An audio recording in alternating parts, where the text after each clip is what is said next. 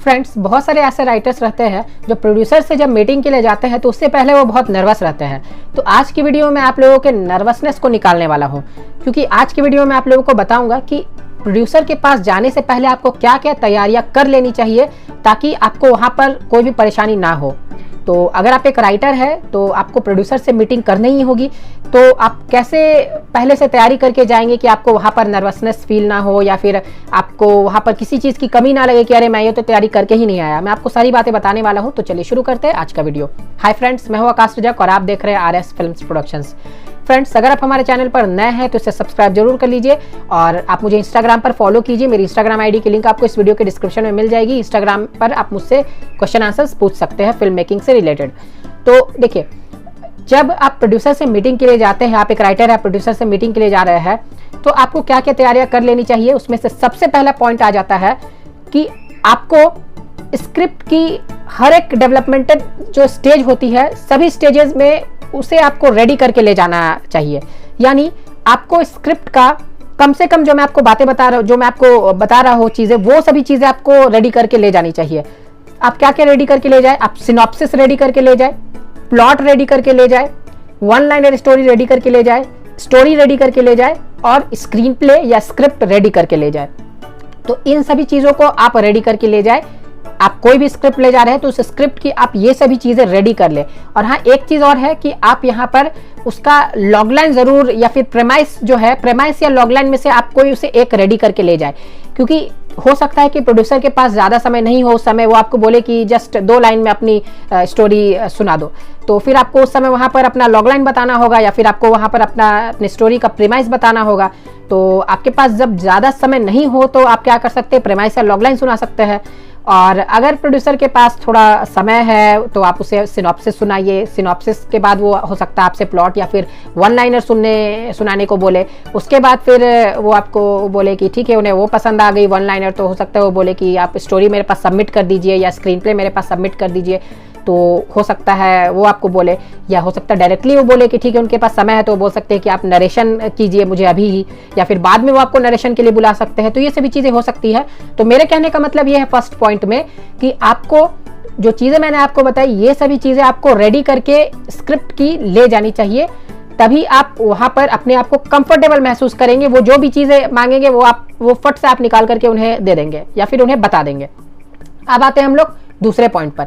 दूसरा पॉइंट यह है कि जब आप प्रोड्यूसर से मीटिंग के लिए जाते हैं तो उसके पहले आपको अपने स्क्रिप्ट के अलग अलग जो जोनर्स है उसको रेडी करके ले जाना चाहिए। यानी आपके पास जितने भी स्क्रिप्ट्स है, आप ऐसा कीजिए कि आप प्रोड्यूसर से मीटिंग के पास जाते हैं तो उससे पहले आप एक कॉमेडी स्क्रिप्ट रेडी कर लीजिए, आप एक एक्शन स्क्रिप्ट रेडी कर लीजिए, आप एक सस्पेंस स्क्रिप्ट रेडी कर लीजिए, आप एक हॉरर स्क्रिप्ट रेडी कर लीजिए। तो अलग अलग तरह की स्क्रिप्ट्स, अलग अलग जोनर्स की स्क्रिप्ट्स आपके पास रहेगी।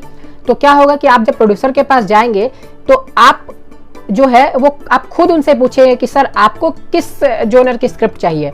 आप उनसे पूछेंगे आपको कॉमेडी चाहिए, एक्शन सुनना है या फिर आपको हॉरर सुनना है। तो जब वो अपना इंटरेस्ट बताएंगे कि नहीं मुझे हॉरर सुनाओ, नहीं मुझे कॉमेडी सुनाओ, तो उस हिसाब से आप जब स्क्रिप्ट सुनाएंगे तो यकीन मानिए कि सफलता के चांसेस यानी स्क्रिप्ट सेलेक्ट होने के चांसेस डबल हो जाते हैं।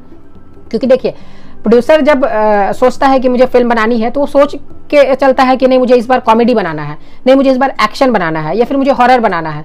तो अगर आप वहां पर जाते हैं और आप वहां पर उनसे उनका इंटरेस्ट पूछते हैं तो वो आपको बता देंगे कि नहीं मेरा इंटरेस्ट हॉरर में है या फिर कॉमेडी में है। तो उसके अनुसार जब आप स्क्रिप्ट उन्हें सुनाते हैं तो सफलता के चांसेस डबल हो जाते हैं। यानी आपके स्क्रिप्ट के सेलेक्ट होने के चांसेस जो है वो बिल्कुल के बिल्कुल डबल हो जाएंगे। यकीन मानिए, ये मेरे एक्सपीरियंस से मुझे पता है। तो अगर आप ऐसा करके जाते हैं तो बहुत ही अच्छी बात है। क्योंकि देखिए, मैं आपको पहले ही बता दूं कि फिल्म इंडस्ट्री में स्ट्रगल करना आसान बात नहीं है। आप ये सोच लेंगे कि हाँ मैंने एक स्क्रिप्ट लिख ली है, मैं प्रोड्यूसर के पास चला जा रहा हूँ मीटिंग के लिए तो हो गया, लेकिन ऐसा नहीं है फ्रेंड्स। देखिए, मेरी बात को समझिए कि आपको कम से कम आप बहुत सारे मान के चलिए 8-10 स्क्रिप्ट आप रेडी कर लीजिए। प्रोड्यूसर से मीटिंग करने से पहले समय दीजिए अपने स्क्रिप्ट राइटिंग को और उसके बाद फिर स्ट्रगल कीजिए। क्योंकि बेकार में जब आप मान लीजिए कि आपके पास एक स्क्रिप्ट है और आप स्ट्रगल कर रहे हैं, घूम रहे हैं इधर उधर फिल्म इंडस्ट्री में, बॉलीवुड में आप स्ट्रगल कर रहे हैं, तो आपका पैसा भी वेस्ट जा रहा है। यही आपके पास 8-10 स्क्रिप्ट्स रहेंगी तो उसमें से ये चांसेस तो बनेंगे कि एक भी सेलेक्ट हो जाए।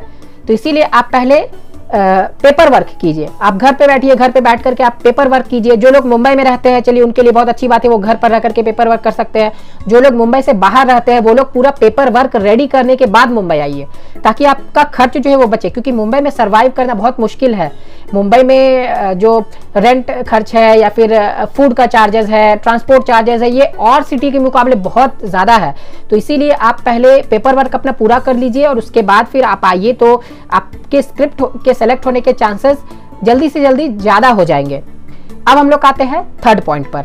जब भी आप प्रोड्यूसर से मीटिंग के लिए जाते हैं तो आप अपने स्क्रिप्ट की जेरोक्स कॉपी जरूर लेकर के जाइए। तो आप सभी चीज़ों की जेरोक्स कॉपी लेकर के जाएंगे तो प्रोड्यूसर अगर उसमें से बोलेंगे कि कोई मुझे सबमिट कर दो, तो वो आप आसानी से सबमिट कर सकते हैं। तो आप याद रखें कि जो भी चीज़ आप लेकर के जाए उसकी जेरोक्स कॉपी जरूर लेकर के जाइए। ओरिजिनल आपको सबमिट नहीं करना है, याद रखिए कि ओरिजिनल आपको सबमिट नहीं करना है, ओरिजिनल आपके पास रहना चाहिए। आप जेरोक्स कॉपी लेकर के जाए, या फिर आप मान लीजिए सॉफ्ट कॉपी लेकर के जा रहे हैं तो आप पीडीएफ फाइल में उसे कन्वर्ट करके ले जाए, और तो पीडीएफ फाइल आप उसे आसानी से दे सकते हैं कॉपी करके, तो उसमें कोई परेशानी वाली बात नहीं है। लेकिन अगर आप हार्ड कॉपी लेकर के जा रहे हैं तो फिर आप उसे जेरोक्स कॉपी लेकर के जाए, ताकि जेरोक्स कॉपी आप लेकर के जाएंगे तो वहां पर अगर वो बोलेंगे कि स्क्रीन प्ले सबमिट कर दो या फिर स्टोरी सबमिट कर दो, तो फिर आप आसानी से उन्हें सबमिट कर सकते हैं। अब आते हैं हम लोग फोर्थ पॉइंट पर। फोर्थ पॉइंट है कि आपको प्रोड्यूसर से जब आप मीटिंग के लिए जाते हैं तो उससे पहले आपको अपने राइटर का कार्ड बनवा लेना है। राइटर का कार्ड बनवा लेना है और अपने स्क्रिप्ट्स को रजिस्टर करवा लेना है।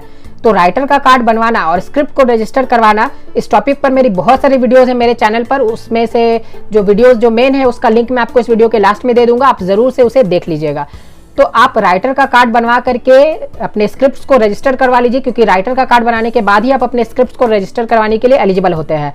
तो सभी स्क्रिप्ट्स आपके रजिस्टर रहेंगे तो क्या होगा कि आप किसी प्रोड्यूसर को स्क्रिप्ट दिखाएंगे या फिर सबमिट भी करेंगे उसके जेरोक्स कॉपी या पीडीएफ फाइल, तो उसे चोरी नहीं कर सकता है।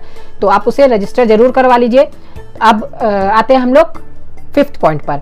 जब आप प्रोड्यूसर से मीटिंग के लिए जाते हैं तो आपको अपने घर पर नरेशन की पूरी प्रैक्टिस करके जानी है। आप नरेशन यानी जो स्टोरी सुनाई जाती है, जो स्क्रिप्ट सुनाई जाती है, यानी स्टोरी टेलिंग, नरेशन को सिंपल लैंग्वेज में स्टोरी टेलिंग बोला जाता है। तो आप स्क्रिप्ट को जो सुनाना रहता है प्रोड्यूसर को, उसकी प्रैक्टिस आप करके जाइए। अपने घर से आप प्रैक्टिस करके जाएंगे तो वहां पर जब आप उन्हें स्क्रिप्ट सुनाएंगे तो आपको कोई भी परेशानी नहीं होगी। इसके लिए आप क्या कर सकते हैं, अपने घर में एक ऐसे इंसान को चुने जो थोड़ा बहुत स्क्रिप्ट राइटिंग की नॉलेज रखता है, या फिर अपने फ्रेंड में ही चुने जिस पे आपको भरोसा हो, और उससे आप सुनाइए। या फिर आप बंद कमरे में आईने के सामने में भी प्रैक्टिस कर सकते हैं। लेकिन अगर आप किसी को सुनाएंगे तो वो ज्यादा बेटर रहेगा, तो आप उन्हें सुनाएं, लेकिन ऐसे इंसान को सुनाइए जो भरोसेमंद हो। अगर आपने रजिस्टर करा लिया है तो कोई प्रॉब्लम की बात नहीं है, लेकिन नहीं करा है तो आप रजिस्टर कराने के बाद सुनाएंगे तो फिर आप आराम से किसी को भी सुना सकते हैं। तो आप किसी इंसान को सुनाइए, किसी रिलेटिव को सुनाइए, किसी फ्रेंड को सुनाइए या फैमिली मेंबर को सुनाइए, और सुनाने के बाद आप प्रैक्टिस कीजिए। सुनाते सुनाते आप प्रैक्टिस कीजिए।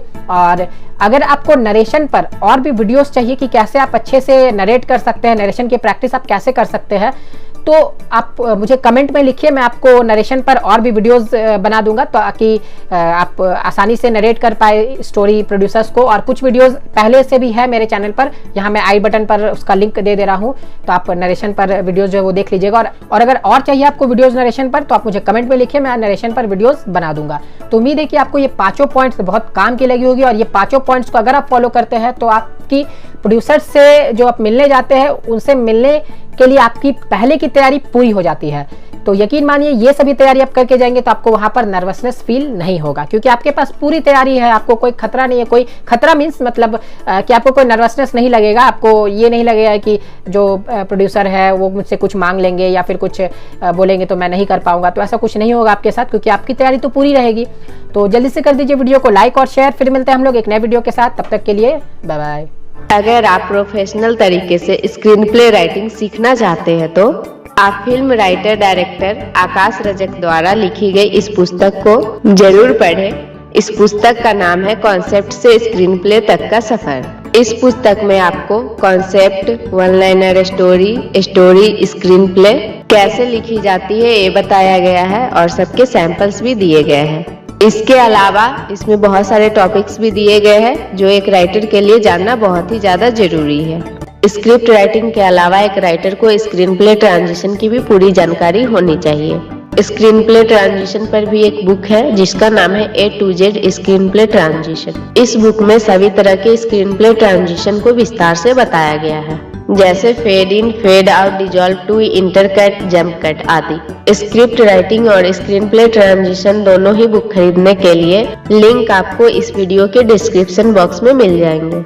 आप इन दोनों बुक्स को जरूर खरीद कर पढ़ें। दोनों ही बुक के प्राइसेस बहुत अफोर्डेबल हैं। आप इस बुक को खरीदने के बाद अपने मोबाइल, लैपटॉप या कंप्यूटर में आसानी से पढ़ सकते हैं। धन्यवाद।